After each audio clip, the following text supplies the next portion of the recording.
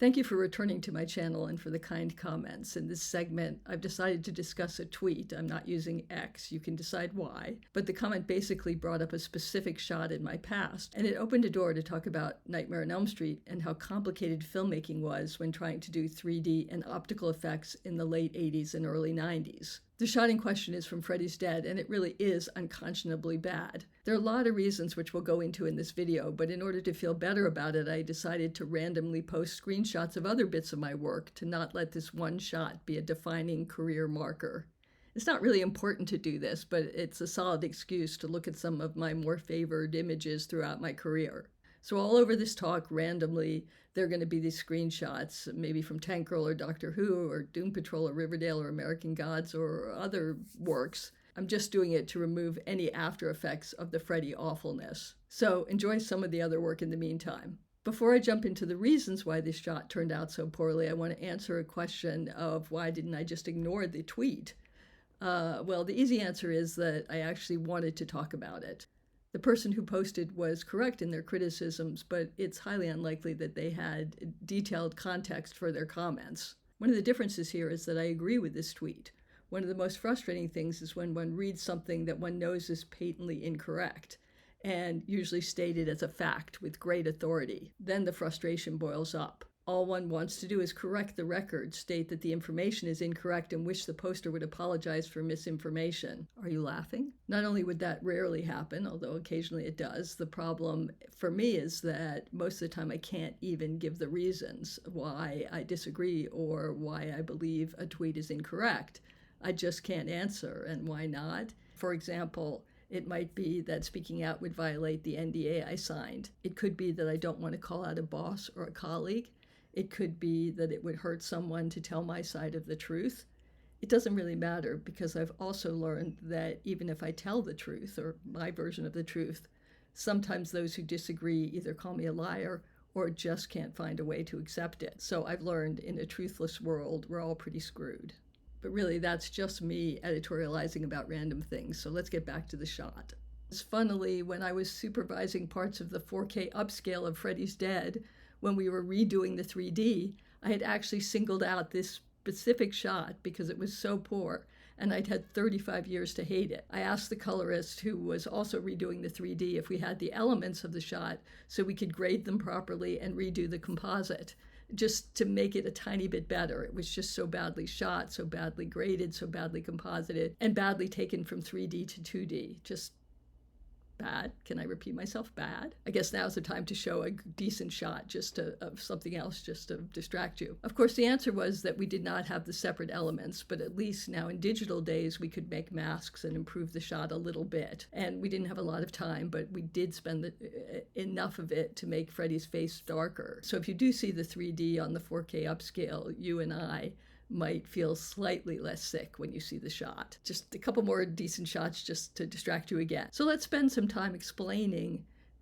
excuses anyone, the shot. Let's use the Wayback Machine or the TARDIS and go back to 1990 or 1991 when we were making Freddy's Dead.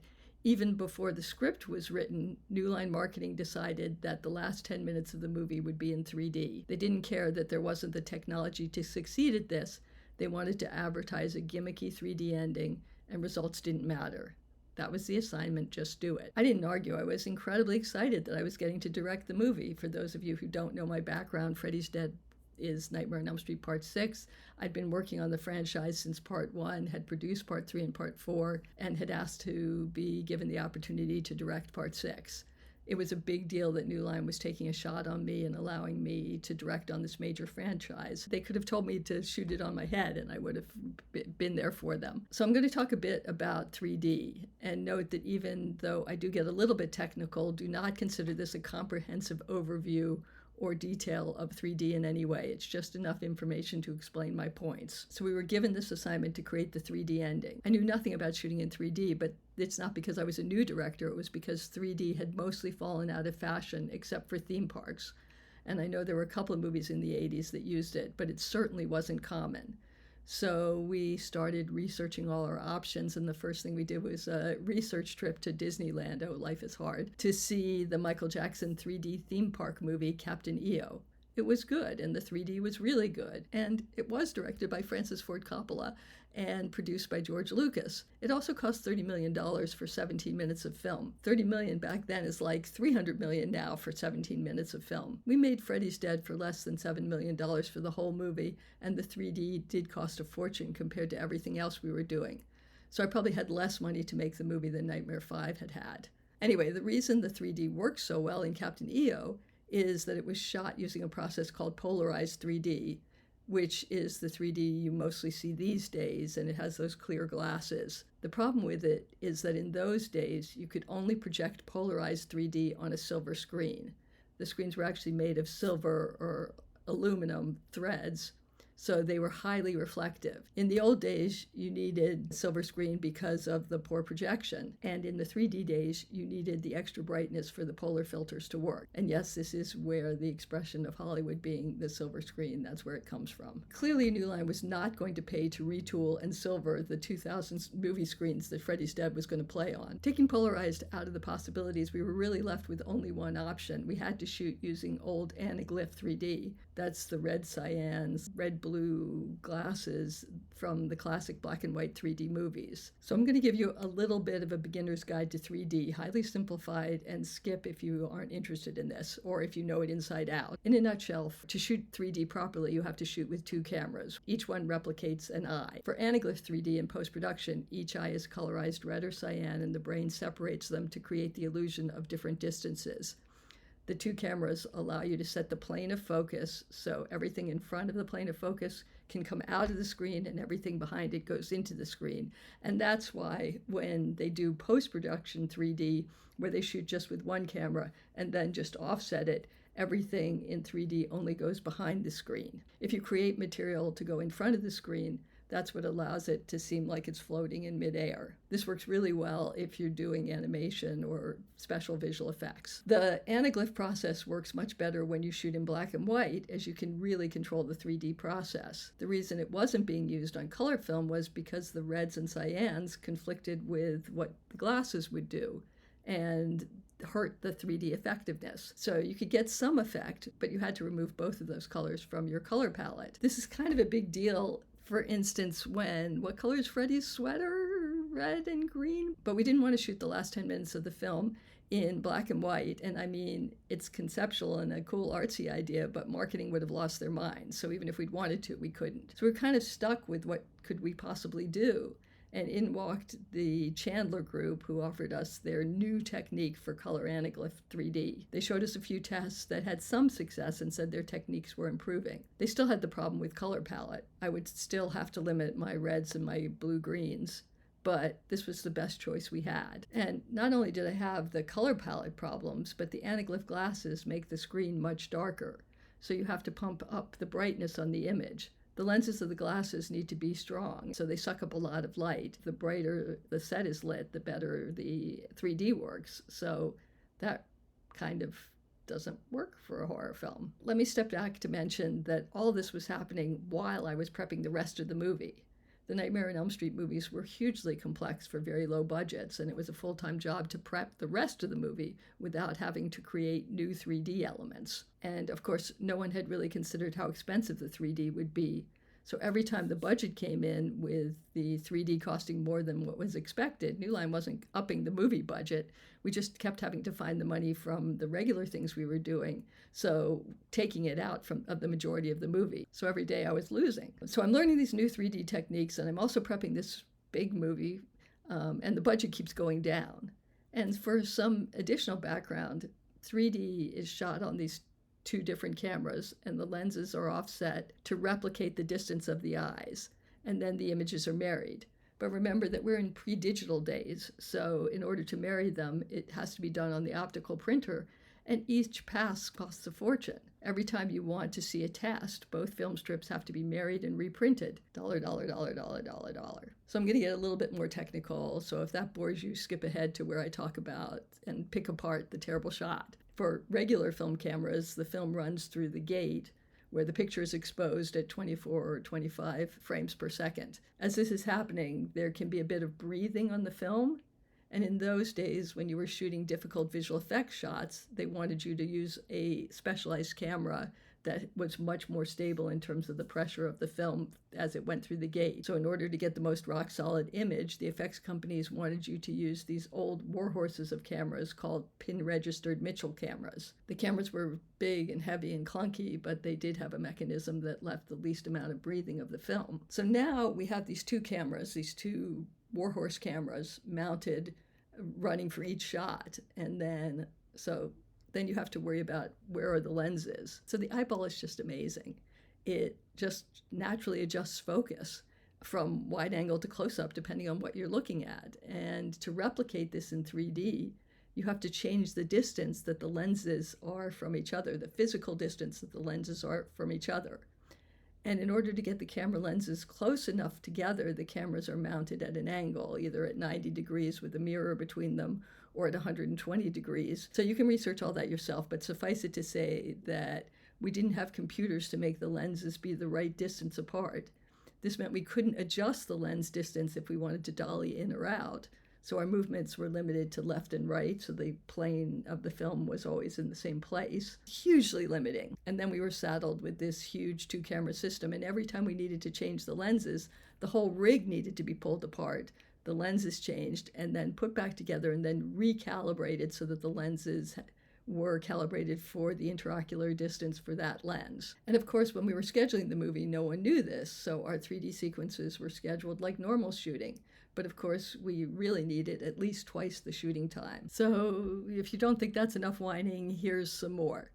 To add to this, I mentioned that the cameras required a lot of light. I'm supposed to be filming a creepy horror sequence, and it's scripted in the basement, and the set is relatively small, but the cameras are huge, and we have to have all this extra light, and we can't dolly in and out, and we can barely change lenses, and we can barely afford to even look at tests of the 3D, and we can't use any of the colors that we need, like having Freddy's sweater be red, but we can't afford to make what would have been really useful, which is we would have made a grayscale sweater that we then would have added color to using the lenses. Okay, and all I've just done was set the stage for why we were in trouble. What we did learn was that we would have the most control over the 3D if we were doing visual effects shots, because anything that was a separate element could be placed in whatever plane we wanted.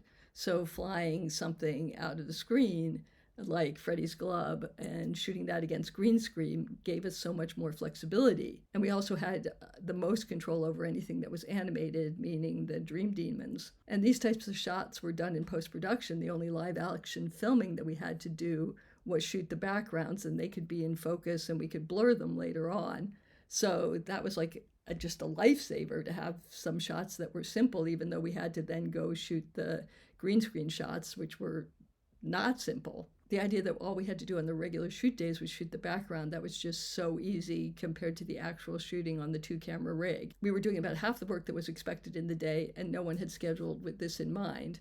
First, because we had no idea, but also New Line would never have okayed another 5 days of shooting. So we just shot a lot less material. We had less time to tweak the lighting, and we were just winging it. Before we get to the offending shot, we have to also talk about editing. The second we completed the 3D sequence, the Chandler group wanted a completed locked edit of the sequence so they could start experimenting with their 3D techniques. The problem was that locking footage immediately gave no time to test anything. So one of the things they would ask me was, how long is a shot? And we didn't have the ability to do temp VFX, so they're always asking you to estimate shot length. And I still have to do things like this. And then count how long that's going to be. Fortunately, when you're doing things in CG, it's far less critical, but in those days, whether I went or would make all the difference for the cost of the shot and what editorial laid in, and we did not have the ability to change it. Back to editorial. We were making all these guesses and handing over locked footage without having half the material. But the main thing that I've learned in my 3D experience is you have to edit much slower for 3D. The eyes need time to adjust to the focal plane for each shot. If you want time for things to float out of the screen, you need to edit much more slowly, or the eyes just don't have time to adjust. We didn't know how to estimate the time on these things because we needed 3D tests to see how it felt, to see how it worked. But we just made up these timings, and then the Chandler group did what they could with the tests. So it was all done backwards, but our first edits and our estimates became fact, and it was too expensive to change anything. And equally, PDI, which was the visual effects company, was given the background plates for the Dream Demons and the offending Freddy shot, and those timings were based on nothing at all. Just me waving my hands about, making sound effect noises. But you know what's funny in a really funny, sad way? Almost none of you have seen the film in 3D, or maybe you saw it once when it came out in the theater, but now you watch it at home in 2D, and the ending is edited only for 3D. So it's boring. The pacing is all wrong for 2D, but it never occurred to me that this would be the future. And anyway, no one at New Line would have cared. It's obvious we should have done a separate edit that was paced for 2D, but oh hell, beat me up. And once again, before we get into the offending shot, because now you have the general idea of why it looks so bad, I took a diversion and found my original script. This is the one that has the alternate ending, and you can watch one of my other segments that explains that. I wanted to see how this shot was described in the script, because I was certain it was not described as multiple Freddy heads that look like terrible cutouts coming out of the screen. And while I was down this rabbit hole, I found interesting things in the original version of Mike DeLuca's script. First, there's a moment where Freddy rejects the demons and turns human for a second. Well, that's a really cool idea, but of course we didn't have time to turn Robert Englund human at one point, and then in the 3D days, and then turn him back into Freddy. And we didn't have the money for the extra Dream Demon shot anyway. And then when Maggie kills Freddy, the demons fly right out at us, which we did do, and they explode into light, and that's basically what was scripted. So the offending shot wasn't even in the script. I guess it's possible, and I don't have my storyboards, I have no idea where they are, that we drew an image of Freddy's head coming out of the screen more than once, and we told the visual effects company something like Freddy's head should come out of the screen. But I honestly totally don't remember any of the details, and that would be an extension of the idea that Freddy's head could scream and explode in 3D. So we probably shot Freddy's face on blue screen. And in those days, let's just go back to another problem. In those days, lighting a blue screen or a green screen took forever, and it took a ton of light. Every inch of the blue screen had to be perfectly lit in exactly the same exposure. It could take a full day to pre-light and test the screen, and it needed so much light. So that explains why Freddy's face is so overlit. But then add to the fact that the 3D needed even to be more bright, like super bright, so the red lens couldn't mute the whole red out of the face. And you get the first part of the reason why this shot looks so flat and overlit. And then we had to shoot the background element of the explosion.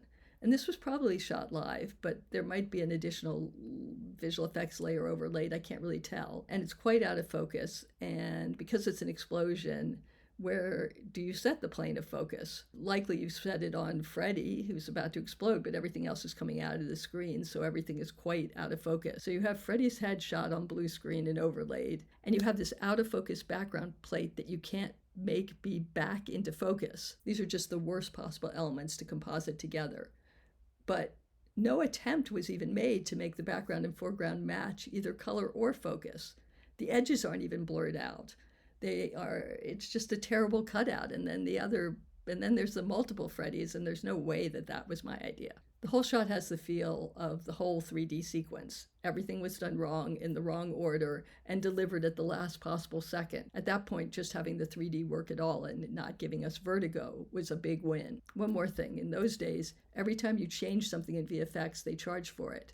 So to say, no, this is kind of a dumb shot, let's start again, would probably cost at least $5,000. I mentioned in another segment that just to create a dissolve in film those days cost $3,000. And if you change the length of the shots, if you're lucky, your deal might allow you to do one or two small revisions. But actually, every single time you made a revision, they had to completely remake the shot, so they were justified to charge that amount of money. And in our case, there was never any extra time to do the work either. And now, if you think about what we're doing, we're working in 3D, so you may as well quadruple the shots of the effects. That would just be a bank breaker.